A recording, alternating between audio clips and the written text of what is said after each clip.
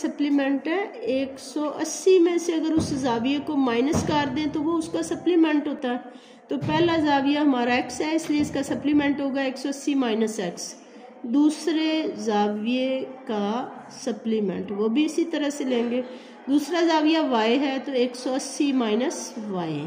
अब शर्त नंबर 2 है उसकी, देखें किताब में दी हुई, इनके सप्लीमेंटों का फर्क का मतलब होता है माइनस करें, इन दोनों को माइनस करें तो वो भी 100 के बराबर। अब हम लिखेंगे 180 minus X minus 180 minus Y, यूं करेंगे, ये माइनस पूरा होगा, जब हम यहाँ माइनस लगाएंगे फिर ये जमा हो जाएगा, ये बराबर हमारे पास आया 100।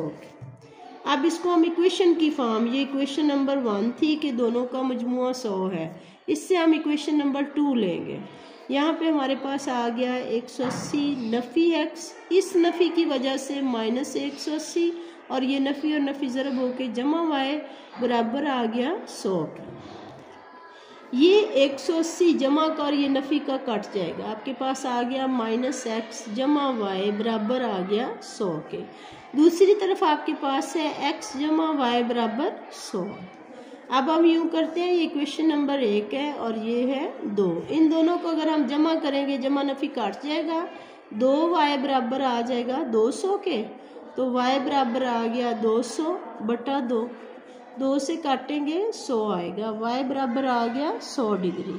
अब इक्वेशन नंबर 1 या 2 में y की कीमत दर्ज कर दें। मसावत नंबर 1 में y की कीमत दर्ज करने से यहाँ हमने दर्ज की x जमा वाई बराबर 100, x जमा 100 बराबर 100 आ गया, x बराबर आ गया 100 नफ़ी 100, तो माइनस करने से हमारे पास 0 डिग्री। इसका मतलब है कि हमारा एक जाविया जो है वो 0 का आ गया और दूसरा जाविया जो है वो 100 दर्जे का।